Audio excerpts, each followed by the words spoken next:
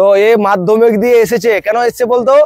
কারণ আজকের বর্তমান দিনে দেখবি কি আমাদের এই মোবাইলটা যে ভিডিওটা দেখছে অনেকে, বা আমরা মোবাইল চালাচ্ছি, তোরা মোবাইল ভিডিওর মাধ্যমে এসছিস, এটাই আজকের দিনে বড় একটা কাল হয়ে দাঁড়িয়েছে, হ্যাঁ কি না রে? তাহলে তো সেই জায়গায় দাঁড়িয়ে ওর বাবা মা চিন্তা ভাবনা করলো কি না একে এখানে দেওয়া যাক। এর বাড়ি নিয়ারেস্ট গড়িয়া বারুইপুরে ধর, তারপরেও আছে। ভর্তি দিন আমি ভাবিনি কেউ ছেলেটা থাকবে এখানে। বডি ওয়েট কত তোমার? 99, মানে ধরো 100, প্রায় 1 কুইন্টাল। এই বয়সে হাসি না, এই যে হাসবে তো তার মুখের উপরে হাসি, এই নিজে মোটিভেট আছে, ঠিক আছে, যে আমি পারবো, কিছু করবো আর কি। এই বয়সে তো খেলার বয়স, ঘোরার বয়স। আরে তোরা নিজের ভাবতো, চিন্তা ভাবনা করতো।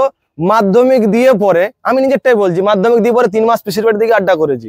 তোরাও এরকম করছিস, মামার বাড়ি, বন্ধুর বাড়ি, পিকনিক ট্যুরে ঘোরাফেরা। কিন্তু এই ছেলেটা মাধ্যমিক দিয়ে চলে এসছে এই জায়গাটাতে। ওর মা চিন্তা ভাবনা করেছিল কি এখানে দেওয়া যাক, একটা মানুষের সাথে মানুষ হবে আর কি, মানে বাজে ঘোরাফেরা করাচ্ছে, এখানে থাকুক। ও নিয়মিত ক্লাসে যায়, পড়ালেখাটা একটু কম করছে। দেখ এখনই ওরা তো বয়স হয়ে যায়নি পড়ালেখা খুব জোর করতে হবে, কিন্তু যে নিয়মিত ডেলি মাঠে আসা, কি বলবে ভাই? মাকে কি বলবে বলো? মা ভালো আছো তুমি? হ্যাঁ ভালো আছো। আর তুমি ভালো আছো কিনা সেটা বলো। আমি ভালো আছি। ব্যাস, এই আমাদের অফিসের সামনে থাকি। কিন্তু আবারও বললাম যে এর একটা নাম আছে, এর নামটা কি বলো তো জোরে? দীপ নস্কর। দীপ নস্কর। কি নাম? ব্যাস, আরো জোরে, আরো নাম বল। দীপ নস্কর। তো দীপকে দীপ বলে ডাকবে, আদার্স আলাদা কোনো কিছু নাম বলে যদি ডাকছো না তুমি, তার পা ভেঙে দেবো কিন্তু। আশা করি এখনো কেউ ব্যঙ্গ করে ডাকেনি, তাই তো? দেখেছে কি সবাই সম্মান দেয় তো একে?